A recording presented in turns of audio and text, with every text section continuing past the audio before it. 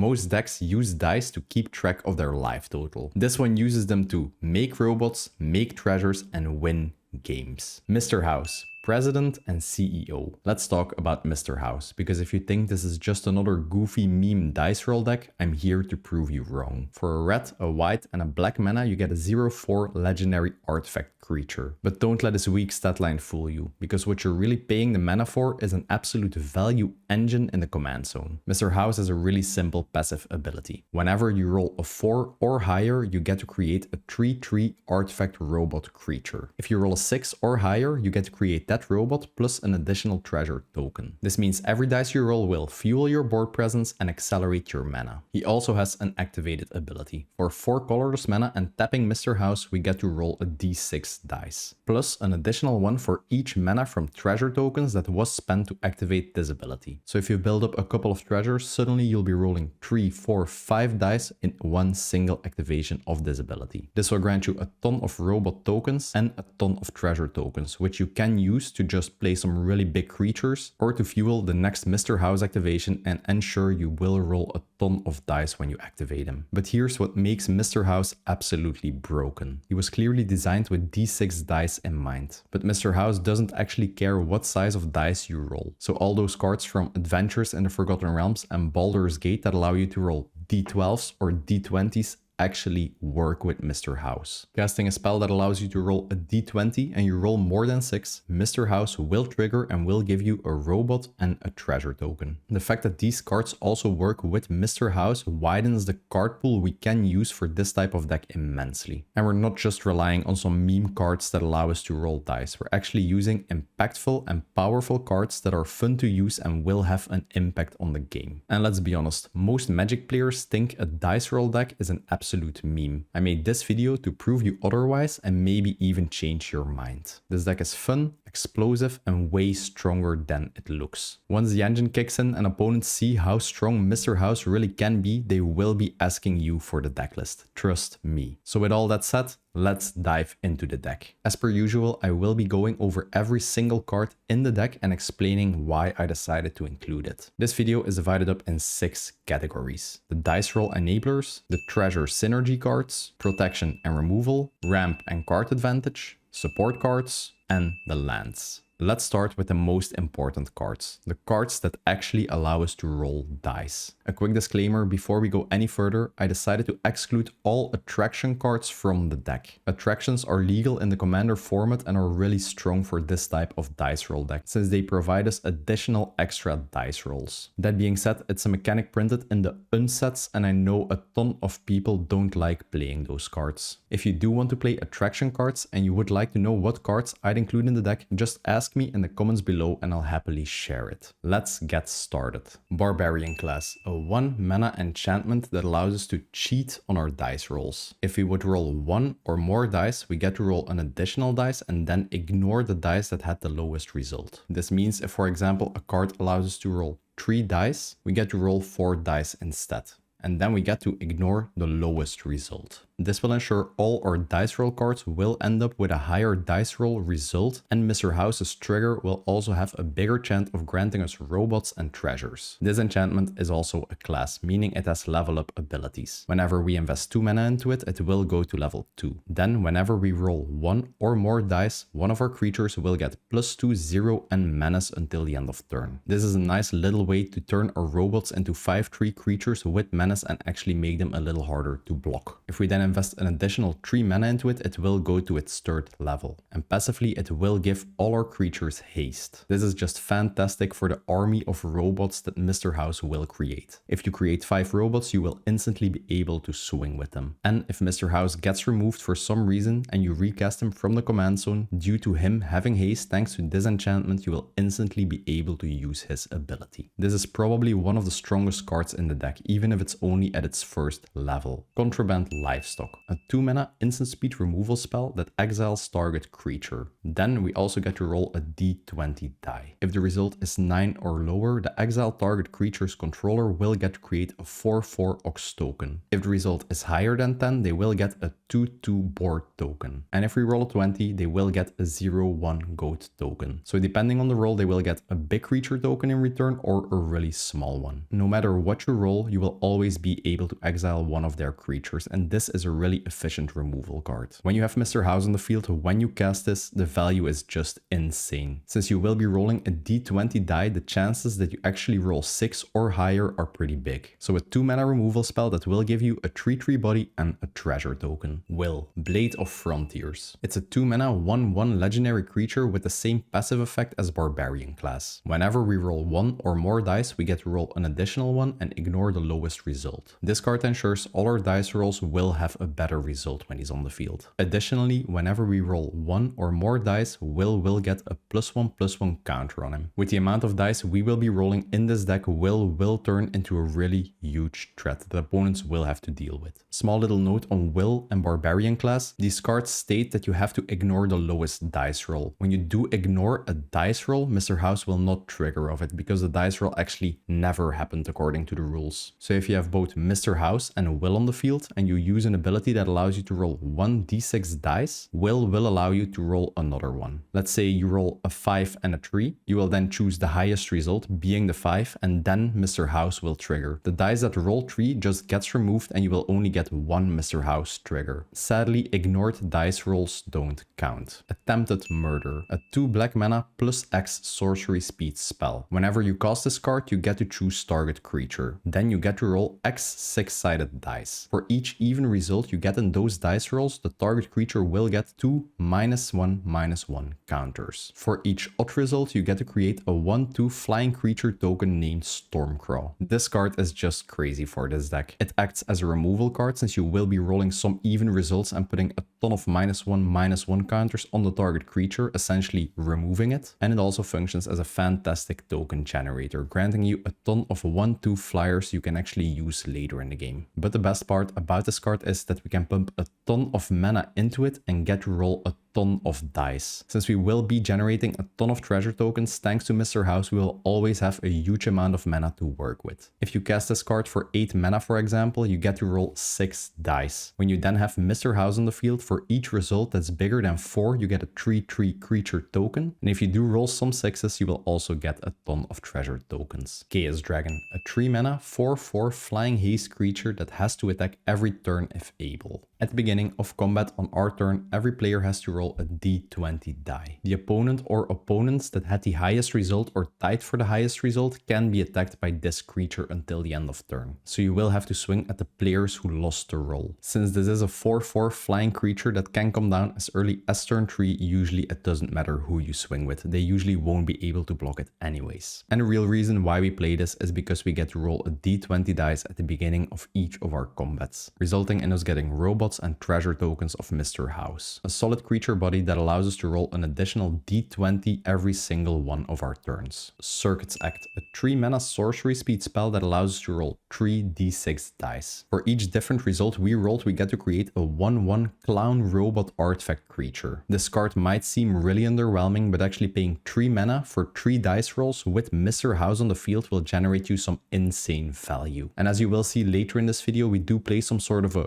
group slug strategy, and we actually want as many artifacts entering the battlefield under our control as possible. So every single clown robot creature we create actually matters. Component Pouch, a 3 mana artifact with 2 activated tap abilities. When we tap it, we get to roll a d20 dice. If the roll is 9 or lower, we get to put a component counter on this card. If the result is 10 or higher, we get to put 2 of those counters on it. The other ability allows us to tap this card and remove a component counter to add 2 mana of 2 different colors to our mana pool. This card is just fantastic. Allows us to roll an additional d20 dice for just tapping it and getting Mr. House triggers, and it will actually accelerate our mana by a ton. It's a 3 mana mana rock, but instead of only generating 1 mana, it generates 2 mana. We just need to roll a couple of dice first, which is what we want to do anyways. Look Bobblehead, a 3 mana mana rock that we can just tap to add 1 mana of any color to our mana pool. For 1 mana and tapping it, we get to roll X d6 dice. Then for each even result we roll, we get to create a tapped treasure token. The number of dice we roll is equal to the amount of bobbleheads we control. Sadly, the other bobbleheads didn't fit this deck, so this is the only one we play. So in this this deck, this functions as a 3 mana rock that just allows you to roll an additional d6 dice whenever you want to just get some powerful triggers. Maddening Hex, a 3 mana curse card. Whenever we cast this, we get to attach it to a player. Whenever the enchanted player casts a non-creature spell, we get to roll a d6 die. Then that player will take damage equal to the result we rolled. Then Maddening Hex will get attached to one of our other opponents chosen at random. You just attach it to a player, they then decide to cast a non-creature spell, which eventually all decks will do at some point. We get a free dice roll, which then will trigger Mr. House. That opponent will take 1 to 6 damage, actually whittling their life total down, which is relevant since we are a group slug deck and every single point of damage matters. And then Maddening Hex just starts the process all over again attached to one of your other opponents. This card honestly wins the prize of most fun card to use in the deck. If you play in a pot with a ton of decks that rely on casting non-creature spells, the value this card will generate you is insane. It will deal a ton of damage, and as long as you have Mr. House on the field, whenever an opponent casts a non-creature spell, you will get a Mr. House trigger. And by the time it's your turn again, usually you will have a huge army of robot creature tokens and a ton of treasures. Vexing Puzzle Box, a 3 mana artifact that's basically made for dice roll decks. Whenever we roll 1 or more dice, we get to put charge counters on Vexing Puzzle Box equal to the result. In this deck, we will basically be rolling 1,000,000 dice per turn, so it's really easy to put a ton of charge counters on this card. We can tap it and remove 100 charge counters from this card to search our library for an artifact card and directly put it into play. Tutoring up an artifact straight from our deck to the battlefield is insane. We can just fetch the card we need at a given board state and just put it into play. We don't play it in this deck, but if you do like to include it and really build around the Vexing Puzzle Box, you can even include a Blightsteel Colossus in the deck, go fetch it up and win on infect damage, since you don't have to pay the mana cost for it anyways. And it doesn't stop there, it even has a second activated ability. We can just step this artifact to add 1 mana of any color to our mana pool, basically functioning as a 3 mana rock, and we also get to roll a d20 die, which basically guarantees us a robot and a treasure token with Mr. House, and the result we roll will also get added to this in the form of charge counters. If you play a deck that relies on dice rolls, this card is an auto include. Talking about auto includes, Comet, Stellar, Pup. It's a 4 mana planeswalker that enters the battlefield with a whopping 5 loyalty, making it really hard to deal with. And Comet only has 1 activated ability. Roll a d6 die. Depending on the result of that die roll, Comet will do one of 4 things. If you roll a 1 or a 2, you will get to put 2 loyalty counters on Comet. Then you also get to generate 2 1/1 squirrel tokens, and those will gain haste until the end of turn. A cool little way to add some board presence and to create some blockers that can actually protect Comet. The best planeswalkers in Magic are the ones that can generate tokens and protect themselves. If you roll a 3, Comet will lose 1 loyalty. Then you get to return target card with mana value 2 or less from your graveyard to your hand. In this deck, we don't play any other recursion tools, so you will always have some targets in your graveyard to actually return with Comet. If you roll a 4 or a 5, Comet will deal damage to any target equal to the amount of loyalty counters he has on him, and then he will lose 2 loyalty. This card basically functions as some sort of spot removal. Just pick any target you don't like on the board and Comet will remove it. And the best ability triggers, and you could have guessed it, whenever you roll a 6. Comet will gain +1 loyalty and you will be able to activate him 2 more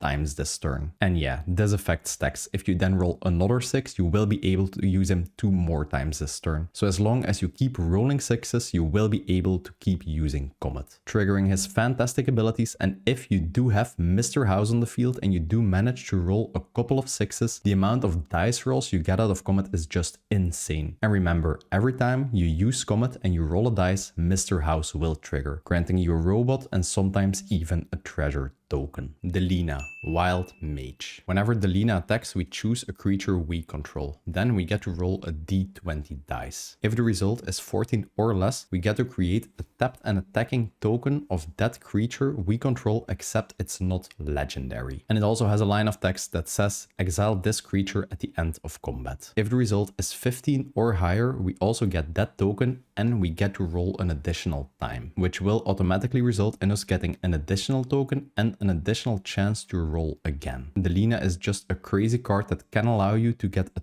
ton of d20 dice rolls out of her, but you will have to get extremely lucky and keep rolling more than 15. If you're just able to only get one additional dice roll out of Delina, the value is already insane. Since each of these rolls will usually be more than 6 and you will get a robot and a treasure token of Mr. House. We do have a ton of really great targets to copy with Delina. We can copy one of our group slug cards, which will then do double the damage of the Mr. House trigger. We can copy one of our huge attack trigger creatures like Ancient Copper Dragon, for example. And the best part, we can even copy Mr. House with this, since the copy isn't legendary. If, for example, you have Mr. House and Delina on the field and you swing with Delina targeting Mr. House, you will get to roll a d20 dice, giving you a Mr. House trigger. Then you will get a copy of Mr. House that's stepped and attacking. If you roll a 15 or higher, you then will get to roll an additional dice. You will get 2 triggers, one of the original Mr. House and one of the copy we just made with Delina. If you get extremely lucky and you roll another 15, you will get 3 triggers. 2 of the Mr. House copies and 1 of the original one, and this value cycle just keeps on going until you roll less than 15. The Mr. House token copies do disappear at the end of combat, but if you have some instant speed spells that allow you to roll additional dice, all Mr. House copies will trigger of those dice rolls, generating you some insane value. You do have to be extremely lucky and the stars have to align for this to happen, but in some games it might and you will just instantly win the game on the spot then. Hoarding Ogre, a 4 mana 3/3 creature that's perfect for this type of deck. Whenever this creature attacks, we get to roll a d20 die. If you roll between 1 and 9, you get to create a treasure token. 10 to 19 will give you 2 treasure tokens, and rolling a natural 20 will give you 3 treasure tokens. As you will see later in this video, every artifact entering the battlefield under our control is insane value. And that's not even talking about the value these treasure tokens themselves generate in the form of mana. And obviously we can also use these treasures to activate Mr. House and get additional dice rolls.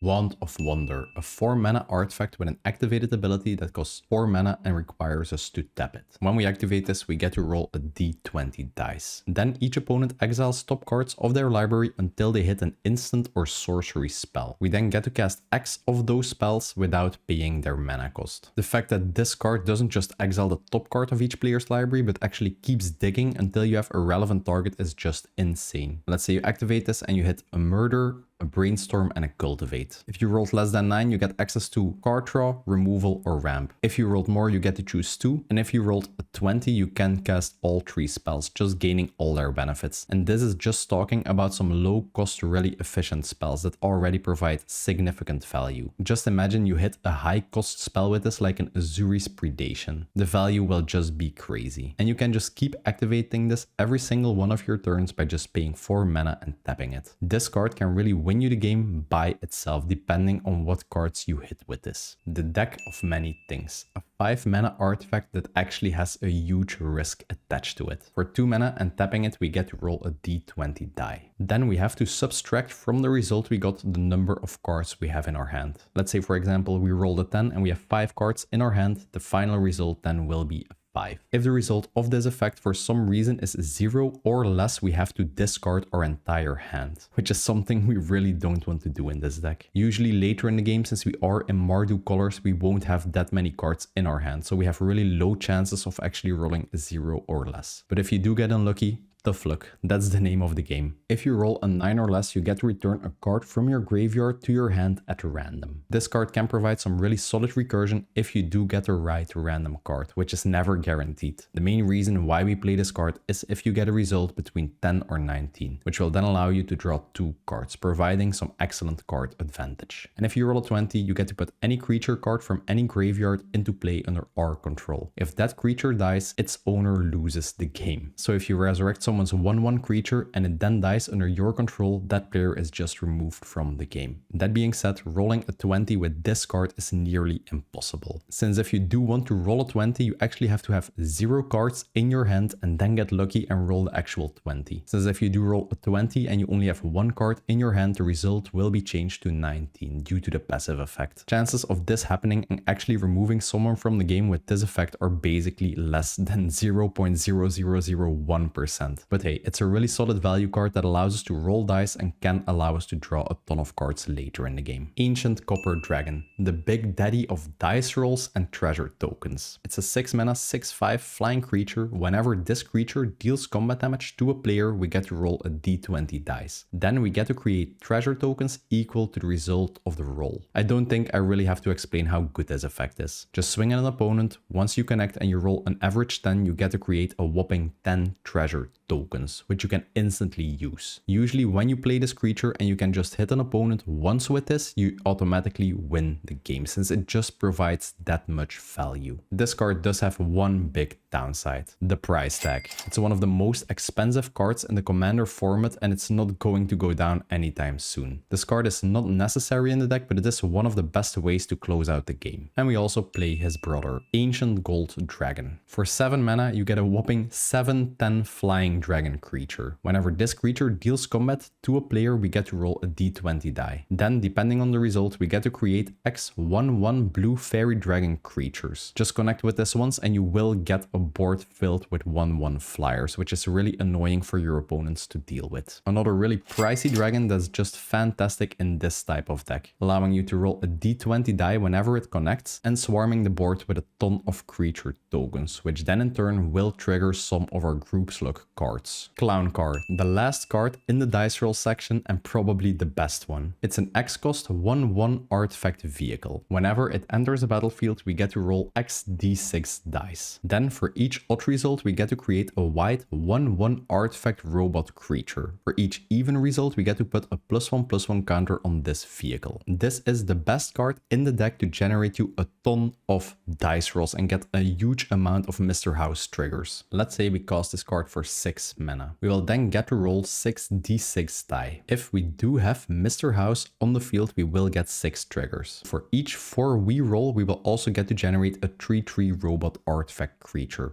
If we roll a 6, we will get a treasure token in addition to that. If you are able to cast a clown card for a ton of mana with Mr. House in play, you will just take over the board instantly. Honestly, whenever I'm playing this deck, I just hope I draw Clown card late in the game. It's just one of the most fun cards to use and there's nothing more fun than rolling like 10 dice and getting a ton of value from that. If you like this type of content and want to support me and the channel, check out the YouTube membership program. All members will get early access to the videos, voting rights in monthly deck polls so you can actually choose what commanders I will be doing these type of in-depth videos about, access to exclusive chat rooms in the Panzer MTG Discord server, and the highest tier even allows you to submit one of your decks and have it reviewed by me. All support is appreciated. If you want to check it out, click the join button below the video or check the link in the description below. Big thanks to all the current YouTube members. Next up, we have the treasure synergies. These cards either generate us a ton of treasures or reward us for creating them. In this deck, our treasures aren't just used for mana. They ping damage, they draw us cards, and actually snowball into us winning the game. Reckless Fire Weaver. For 2 mana, we get a 1/3 body. Whenever an artifact enters the battlefield under our control, it will deal 1 damage to each opponent. As I mentioned earlier in the video, we are some sort of a group slug deck, meaning we want to do small increments of damage to the entire table at once and just win the game that way. Whenever we roll one of our dice with Mr. House on the field and we do roll a 4, we get to create a robot token. When this enters the battlefield, we get to ping 1 damage to the entire table with Reckless Fire Weaver. If we do roll a 6, we will also gain a treasure token, meaning Reckless Fire Weaver will actually deal 2 damage to the entire table. Our entire game plan just revolves around getting a ton of robots, a ton of treasures, and with cards like this one, we're gonna ping down the entire table at once. Classic group slug strategy with some dice thematics. Marionette Apprentice. It's a 2 mana, 1/2 body with Fabricate 1. Fabricate basically means whenever this creature enters the battlefield, it enters with an additional +1/+1 counter or with a 1/1 servo token. Whenever another creature or artifact we control is put into a graveyard, each opponent will lose 1 life. Meaning whenever one of our robot tokens dies, we will ping the table, or whenever we sacrifice a treasure token, we will also flipping the table. There's a fun little fact about cards like this one. Let's say you have this card and 5 robot tokens on the battlefield. Then someone decides to play a board wipe. All these creatures will die and will hit the graveyard. Marionette Master actually sees all these robot creatures hit the graveyard since they all died at the same time, and you will still get 5 triggers of this card. The more you know. Magda, Brazen Outlaw, a classic 2-mana 2/1 legendary dwarf that everyone in Magic knows. Passively, she gives all other dwarves we control +1/0. We don't play any other dwarf, so it's irrelevant. Whenever a dwarf we control becomes tapped, we get to create a treasure token. You can actually use this ability by just attacking with Magda, since attacking will tap her and will give you a treasure token, just accelerating our game plan even more. And the ability why we play this card and why she is absolutely broken is the last ability. On instant speed and for sacrificing 5 treasures, we get to search our library for any dragon or artifact card and just put it into play without paying any costs. In any treasure-based deck, Magda is just broken, since you can just go fetch up your huge artifact threats, just pick the one you need at that time, or you can even get a game-ending dragon. Like our good friend we talked about, Ancient Copper Dragon. If you are able to just tutor this up or cheat this out early, it will take over the game. This ability honestly is just really broken, and I think Magda was a design mistake. At this point, the chances of us getting any treasure-based card that actually has a better ability than this one are really slim. Crime Novelist, a 3-mana 1/3 cute little goblin. Whenever we sacrifice an artifact, we get to put a +1/+1 counter on this creature, and we get to add 1 red mana to our mana pool. This simple creature has 2 functions in this deck. First up, every treasure we sacrifice will grow his body, actually turning him into a game-ending threat if not dealt with. And the fact that we get to add 1 red mana to our mana pool whenever we sacrifice a treasure token essentially makes our treasure step for 2 mana instead of 1. Let's say you have 5 treasures on the battlefield, which is not that hard to do in this deck. You drop this guy, instead of having access to 5 mana from these treasures, you suddenly have access to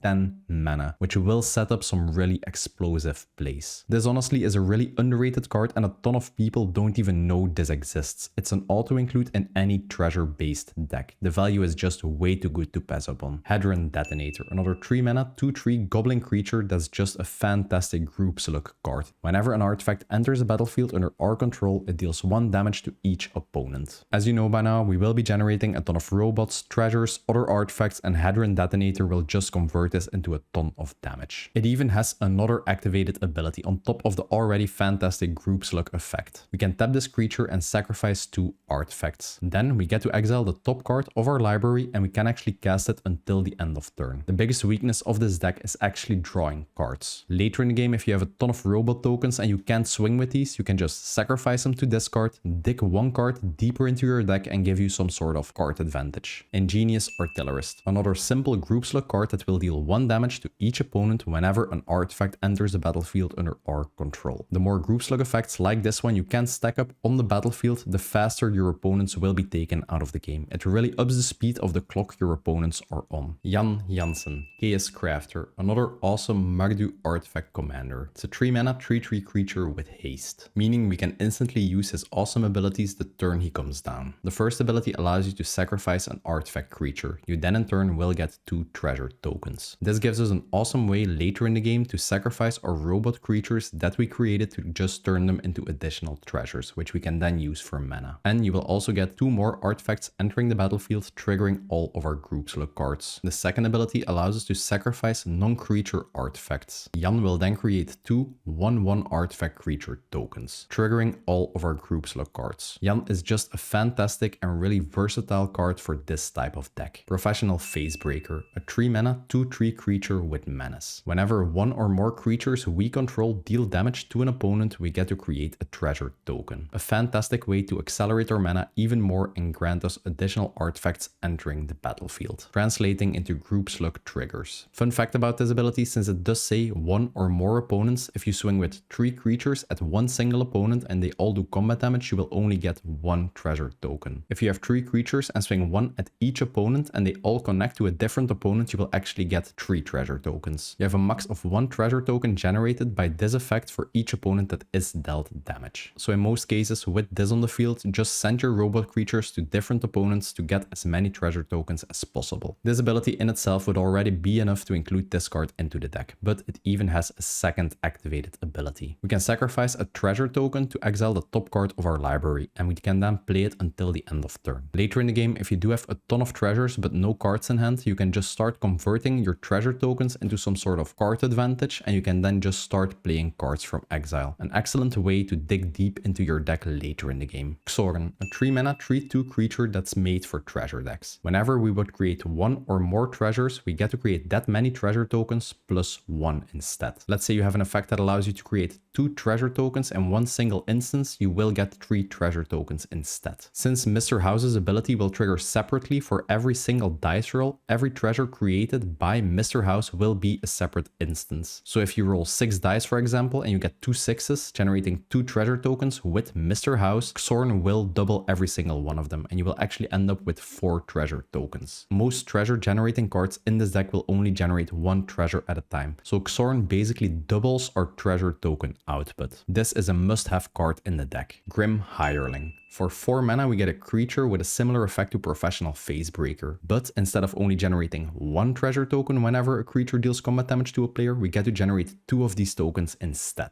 Already a really solid effect and enough to include the card in the deck. On top of that, it even has an activated ability, which is really insane. For 1 black mana, we get to sacrifice any number of treasure tokens. Then, target creature will gain -X equal to the treasure tokens we sacrificed. This is just fantastic removal on a stick. Most of the time we will have somewhere between 3 to 5 treasure tokens. If you have a creature on the board you don't like, just pay 1 black mana, sacrifice those treasures, and you will be able to remove it. Since it does give -X, this card even bypasses indestructibility effects. Mirkwood Bats, the best group slug card we play in the deck. It's a 4 mana 2/3 flying creature. Whenever we create or sacrifice a token, each opponent will lose 1 life. This card is just out of control with Mr. House. Let's say you roll 1 single 6, you will get to create a robot token, treasure token, and if you then sacrifice that treasure token, Mirkwood Bats will deal a total of 3 damage to each opponent. Just creating 5 treasures and sacrificing these treasures, 4 mana will deal a total of 10 damage to each opponent, which is just insane. Everyone just loves Mirkwood Bats, except for maybe your opponents. Rose Room Treasurer. This 4 mana creature will create a treasure token whenever a creature enters the battlefield under your control. He will do so the first and second time this ability triggers in one single turn. So if you have this on the battlefield, you generate 2 robot tokens, you will get 2 additional treasures. Then if the ability triggers another time in the same turn, you will get a different effect. You won't get a treasure token, but you will get the ability to pay X mana. Then Rose Room Treasurer will deal X damage to any target. No matter how many creatures enter the battlefield under your control in a single turn, Rose Room Treasurer will always provide insane value. He will generate you a ton of treasures, or he will give you the option to remove some creatures on the battlefield you don't like by essentially lightning bolting them. Fantastic and underrated card. And the last card in this section is Goldspan Dragon. A 5 mana 4/4 flying haste creature. Whenever Goldspan Dragon attacks or becomes a target of a spell, we get to generate a treasure token. Since it does have haste, the turn this comes down, you can instantly swing with it and start generating treasures. And the best part about this card is its passive effect. It passively will give all treasures we control the ability to tap them, sacrifice them, and add 2 mana to our mana pool, essentially doubling up on the mana value all our treasure tokens produce. Those 3 little treasures you have on the battlefield now tap for 6 mana because you just played a Goldspan Dragon. Next up we have the protection and removal section. Mr. House is the value engine of this deck, and if he goes down, we really have a problem. That's why we play a ton of spells to actually protect him and make sure he sticks to the battlefield. These cards keep him safe and will disrupt opponents' game plans while we are just building our board.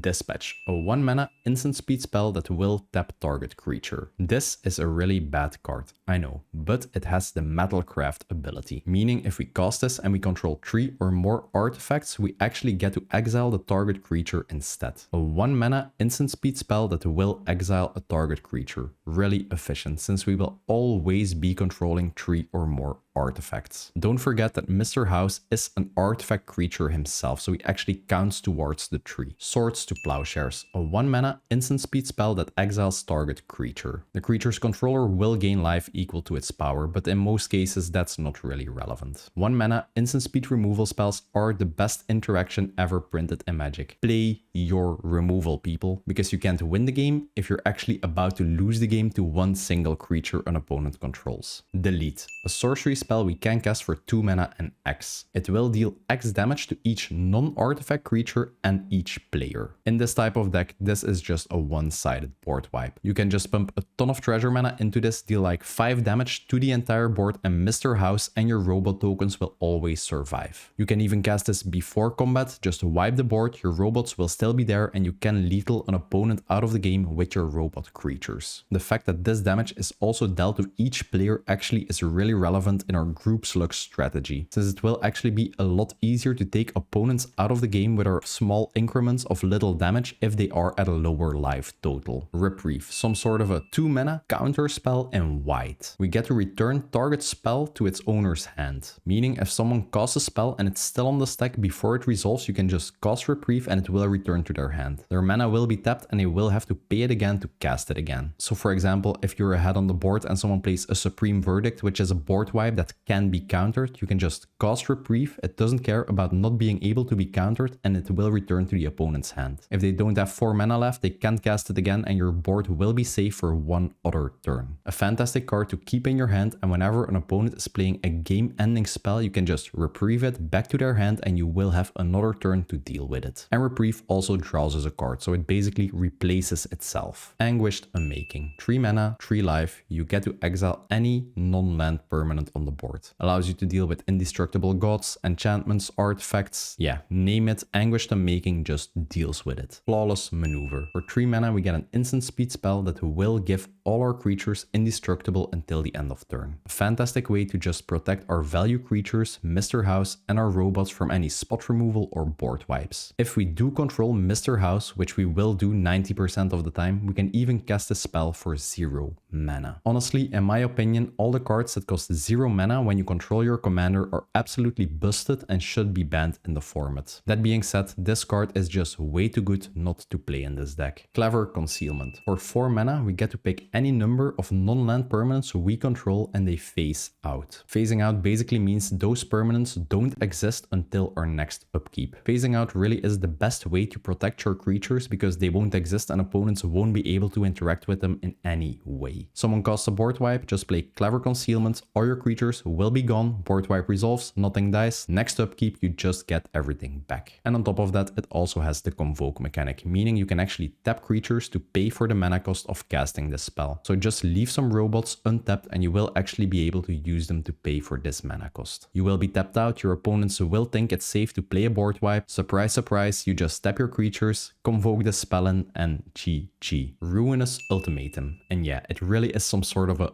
ultimate card. The card costs a whopping 7 mana in really specific colors, but has a really game-ending effect. It destroys all non-land permanents that our opponents control. This is basically the ultimate one-sided board wipe. Since we play a deck that generates a ton of treasure tokens and paying a huge amount of mana usually is no problem for us, this card can just swing the tide of battle. You can cast this as early as even turn 5, just reset the board, removing everyone's permanents, and you can just start swinging with those robot creatures. Or you can even cast this on turn 10, just destroy everyone's non-land permanents, reset the board, and usually this card will win you the game whenever you cast it. And the last card in this section is Organic Ultimatum. For 10 mana, this card destroys all non-artifact creatures, meaning our robots and Mr. House will be perfectly fine whenever we cast this. And obviously for 10 mana, this card would be horrible, but it has the Improvise mechanic, working in the same way as a Convoke mechanic, meaning we can just tap our artifacts to pay for the mana cost. You can even tap treasure tokens to pay for the Improvise mechanic, and you don't even have to sacrifice those treasure tokens. Another fantastic one-sided board wipe. Before we continue,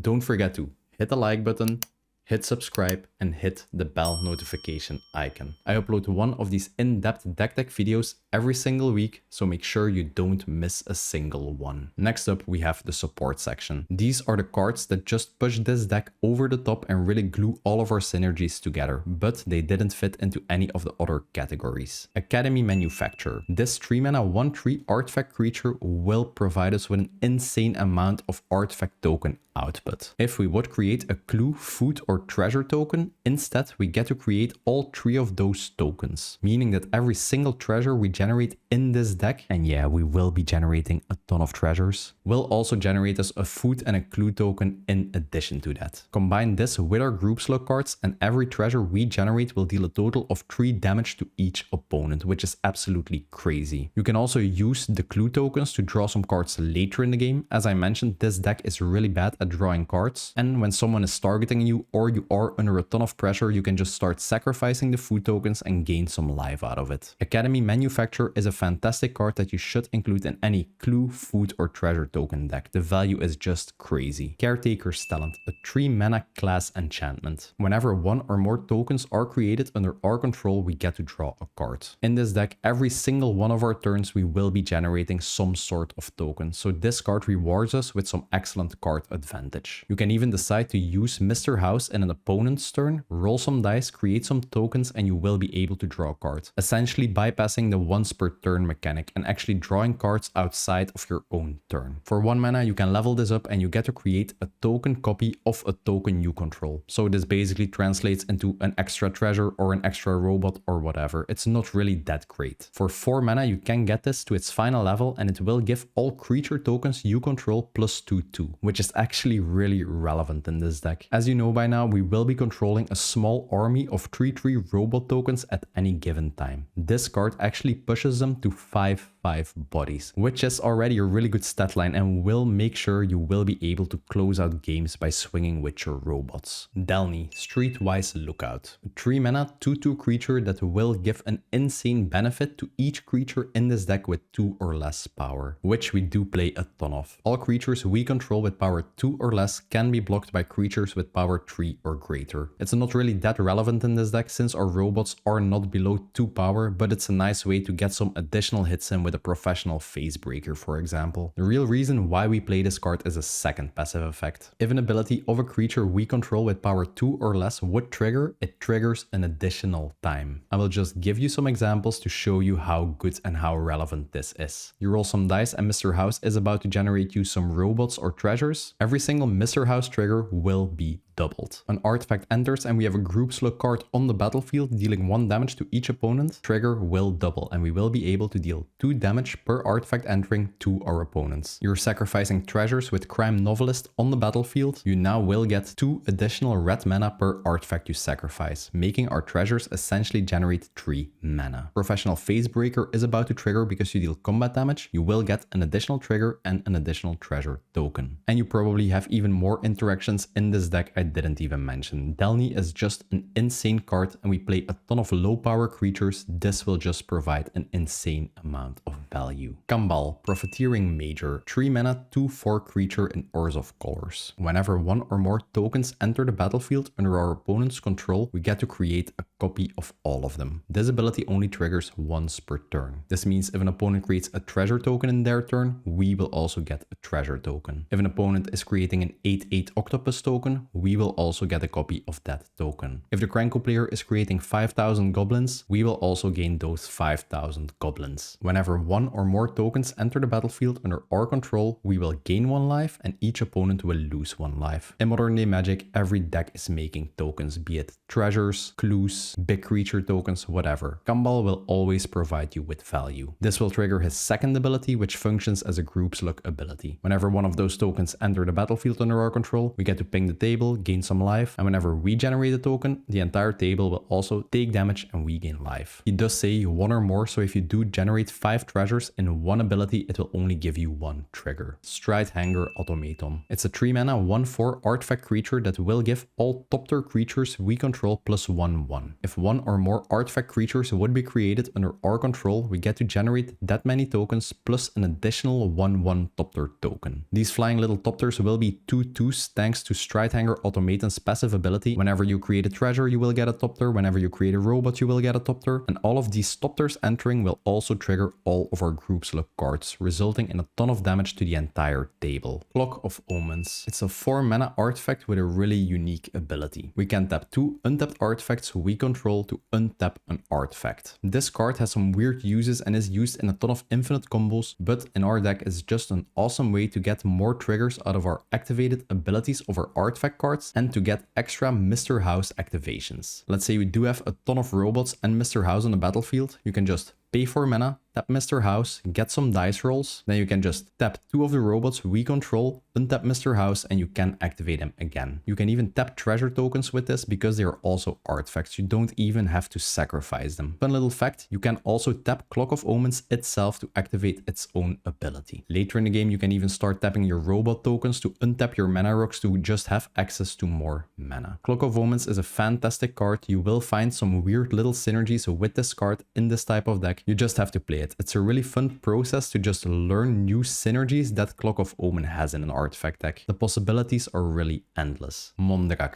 Glory Dominus. It's a 4 mana, 4/4 creature with insane effects for any token-based deck. Whenever 1 or more tokens of any type would be created under our control, you get twice that many tokens instead. Yeah, I don't have to explain how good this card is in this deck. You will get double the robots, you will get double the treasures. It's just insane value. If you have Mr. House on the board and you can play a Mondrak and start rolling some dice, you will overwhelm your opponents really easily. For 1 generic mana and 2 white Phyrexian mana, you can also activate this ability. The Phyrexian mana basically means you can pay a white mana for this or just pay 2 life. In most cases, you will choose to pay life for this and the ability will only cost you 1 generic mana. You can sacrifice 2 artifacts and or creatures and you get to put an indestructibility counter on Mondrak. As I mentioned, this card is really good and has to be dealt with immediately. The fact that you can easily start putting indestructibility counters on this card just makes it absolutely broken and a nightmare for your opponents to deal with. Neali, Sun's Vanguard. It's a 4 mana 3/3 creature that will give attacking tokens we control double strike. As you can imagine, an army of 3/3 robots is one thing to deal with, but an army of 3/3 double strike robots is just an absolute nightmare. Neali can really surprise your opponents and will make sure your robots will always win in combat. Whenever 1 or more tokens attack a player, we get to exile the top card of our library. These cards stay in exile and then during any turn we attacked with a creature token, we are able to cast those exiled cards. So Neali basically gives us some sort of card advantage, which is something this deck really needs. The same thing as with a professional Facebreaker, don't just swing your tokens at 1 opponent because you only will be exiling 1 card. It's better to just attack each opponent with 1 token, and if you attack 3 opponents, you will be able to exile 3 cards and get even more card advantage. Trading Post. Most decks won't play this, but it's one of my absolute favorite cards of all time. The versatility on this is just crazy. It's a 4 mana artifact with 4 abilities. All these abilities cost 1 mana to activate and you have to tap Trading Post for it. You can discard a card to gain 4 life. You can pay 1 life to put a 0/1 go token onto the battlefield. You can sacrifice a creature to return target artifact card from your graveyard to your hand, which in this deck is absolutely fantastic. If some of your key artifacts end up in your graveyard, you can actually start returning them with Trading Post. And you can also sacrifice an artifact to draw a card, meaning later in the game you can actually start turning your robots or your treasure tokens in some sort of card advantage. Yeah, what can I say? I just love Trading Post and the versatility of it. Even the go token and the gaining life might be relevant in some situations. You will always find a use for Trading Post. And remember, with a card like Clock of Omens, you can even start untapping it and get even more uses out of it in a single turn. More tokens, more card draw, more recursion. Elspeth Storm Slayer. It's a 5 mana planeswalker with an insane passive ability, similar to Mondrak. Whenever 1 or more tokens would be generated under our control, we get twice that many tokens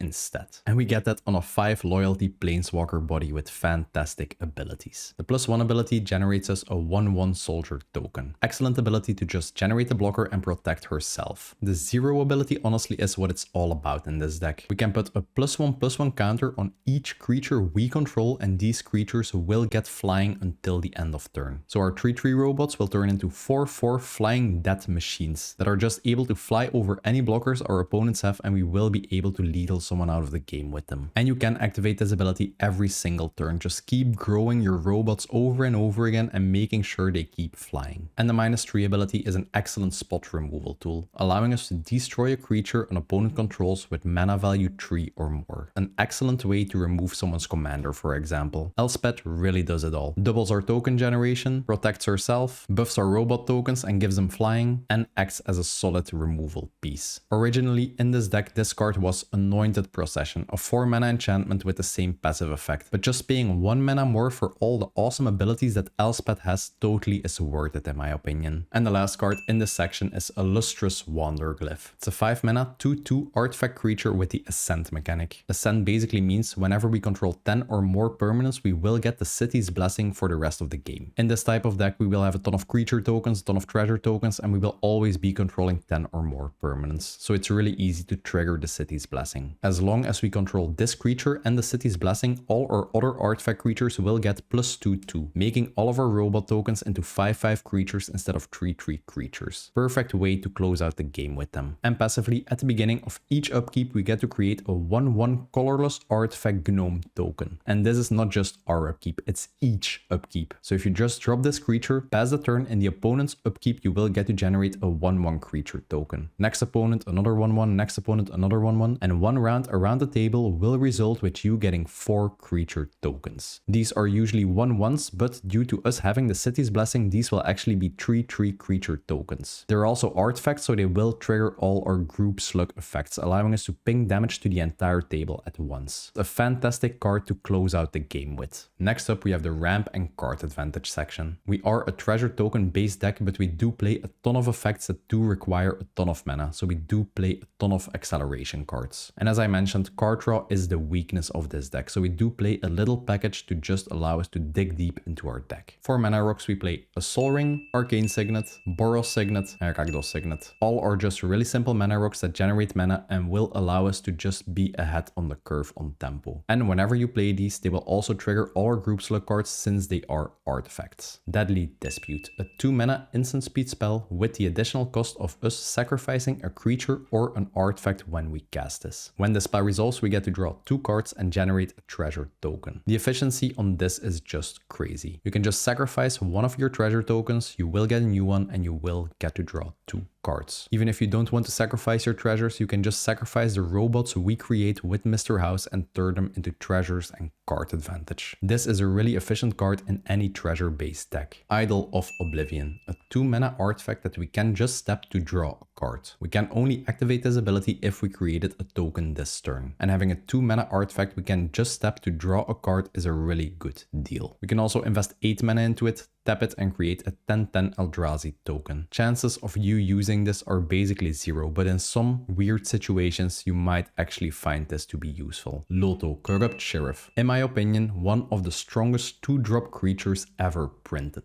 It's a 2 mana 2/1 Halfling Rogue. Whenever a player casts their second spell in a turn, we get to create a treasure token and we lose 1 life. You have to play Loto to know how good this is. This card is just absolutely broken. In most turns, be it early in the game or late in the game, players will be casting more than 1 spell every turn. Whenever they do, we just get to generate a treasure token. If you can drop this as early as turn 2 and it does stick on the battlefield, you will generate an insane amount of treasure tokens, which just synergize perfectly with every single thing in this deck. And it also fits our mana curve perfectly. You can just play Loto on turn 2, generate a ton of treasures when you go around the table, drop House on turn 3, and by the time it's turn 4, you will have a huge amount of treasures to actually use for his ability and just set up for some explosive plays. The fact that it does cost 1 life per treasure token really isn't that relevant. Life is a resource anyways. Descent into Avernus, a 3 mana enchantment. At the beginning of our upkeep, we get to put 2 descent counters on this enchantment. Then each player will generate X treasure tokens and Descent into Avernus will deal X damage to each player. This is one of the riskiest cards in the deck. It provides a huge amount of advantage in mana, but it it also provides the same benefit for our opponents. Since we are a treasure deck, usually we can get more benefit out of these treasure tokens than our opponents actually can. The fact that it also deals a ton of scaling damage to each opponent is just perfect for our group slug strategy, putting a real clock on our opponents. Since the counters get put on this enchantment at the beginning of our upkeep, we will be the first player that actually gets the benefit from the treasure tokens. When you drop this, the entire table will go into hyper turbo mode, because every player will have access to a huge amount of mana generated by these treasure tokens. At first I didn't want to play it, but in playtesting this card actually is really good, just because we can leverage the treasure tokens better than any other opponent can. It's a very risky card to play, but trust me, in this deck it's totally worth it. Lochiel, Clockwork Scholar, 3 mana, 2/4 creature that will prevent all damage dealt to attacking creatures we control. When we have this creature on the board, we can just keep swinging with our 3/3 robot tokens and we don't have to worry about them actually getting destroyed in combat. You can just keep pressuring opponents by swinging with them. Whenever another artifact creature enters the battlefield under our control, we get to draw a card. This ability only triggers once per turn. So every turn we can create a robot, we will get to draw a card. This card both helps us on the offensive front of this deck, actually enabling us to keep swinging with our robots and we don't have to worry about them being destroyed. And it will also draw us a ton of cards, solving the biggest weakness of this deck. Mastermind Plum, a 3 mana 2/2 creature that actually gives us a huge benefit when we use treasures to cast our spells. Whenever he attacks, we get to exile a card from a graveyard. If the card was an artifact, we get to create a treasure token. It's a fun little ability that can give you some additional treasure tokens if you do have opponents that can block Mastermind Plum, and you can also use this effect against decks that want to reanimate cards, return lands from their graveyard, spellslinger decks, whatever. Graveyard hate will always be good. But the main reason why we play him is the last ability. Whenever we cast a spell and mana from a treasure token was used for it, we lose 1 life and we get to draw a card. This ability is absolutely insane in a treasure deck. Later in the game, if you have a ton of treasures to use, you can just tap your lands, tap 1 treasure to pay for the mana cost, play a spell, draw a new card, pay with a treasure,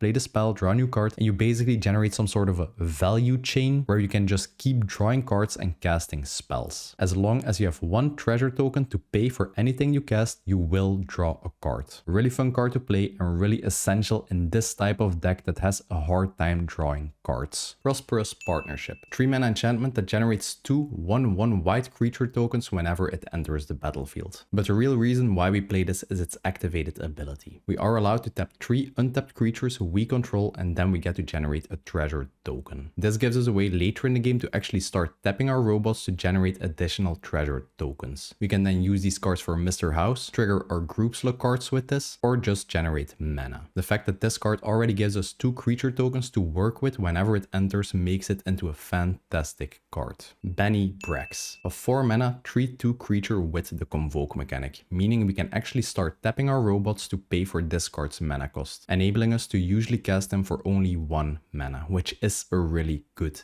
deal. And passively, at the beginning of each end step, if we created a token this turn, we get to draw a card. On our turn, we will always be generating tokens and we will be able to draw cards. If we then are able to roll dice in our opponent's turns and trigger Mr. House, we will get to draw an additional card during their turn. Benny Brax is another awesome card that allows us to draw a ton of cards whenever we create tokens. And the last card in this section is the whopping 8 mana Imskir Iron Eater. This card has affinity for artifacts, meaning the mana cost is reduced by 1 for each artifact we control. 90% of the time you will be able to cast Imskir for only 2 mana, which is an insane deal for a 5/5 body. Whenever he enters the battlefield, we lose X life and we get to draw X cards, where X is half the amount of artifacts we control rounded down. So if he enters the battlefield and we actually control 10 artifacts, we lose 5 life and we get to draw 5 cards. And we also get his huge 5/5 body. In this deck, we will be controlling a ton of artifacts at any given time, be it robots, Mr. House, the treasure tokens, doesn't matter. Whenever Imskir enters, you will just be able to draw a ton of cards and just refill your hand. For 4 mana, we can activate his ability and sacrifice an artifact we control. Then Imskir will deal damage equal to the mana cost of the sacrificed artifact to any target. Later later in the game, you can start sacrificing some artifacts you control to just remove any creatures on the board you don't like or just to start pinging down some opponents. You won't be able to sacrifice treasures or robot tokens since the mana cost is 0 and Imskir will then deal 0 damage. Imskir is one of the best cards we got in the most recent Magic sets for any artifact based deck. And honestly, I'm also really excited to build an Imskir deck and to do a video about it, so stay tuned for that. And last up, we have the lands. I decided to build an optimal mana base and not care about the budget. I'll start by talking about the utility lands, the lands that actually do something. We played 2 of the MDFC lands, the first being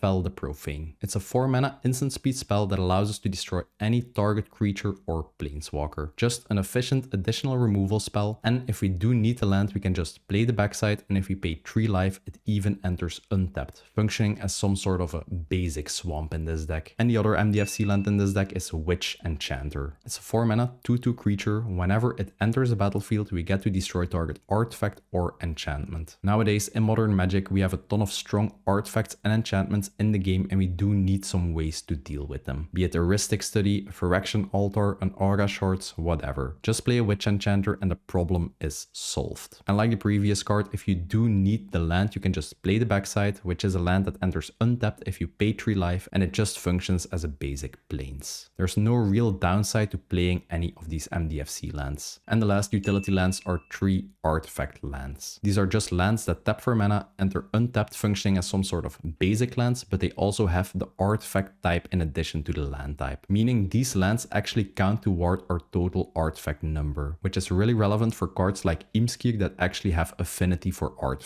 And whenever we play one of these lands, they actually count as an artifact entering the battlefield, and all our group slug cards will trigger of these. It's a small little upside, but once again, there's no real downside to playing these artifact lands. And for the normal mana producing lands, we play 3 fetch lands, 3 shock lands, 3 pain lands, 3 check lands, 3 bond lands, Plaza of Heroes, a command tower, Spire of Industry, a Sunbaked Canyon, 4 mountains, 4 plains, and 2 swamps. That's it for my Mr. House in-depth deck tech video. At this point, I hope I convinced you that this dice roll deck isn't just a meme, but that it's very strong and effective. And honestly, my favorite part about the deck is that it's very unique. As of now, I've seen no other player actually play a dice roll deck in a game of Commander. If you made it this far in the video, comment a dice emoji so I know you are part of the endgame crew of these type of videos. Thanks for watching, and I will see you in the next one.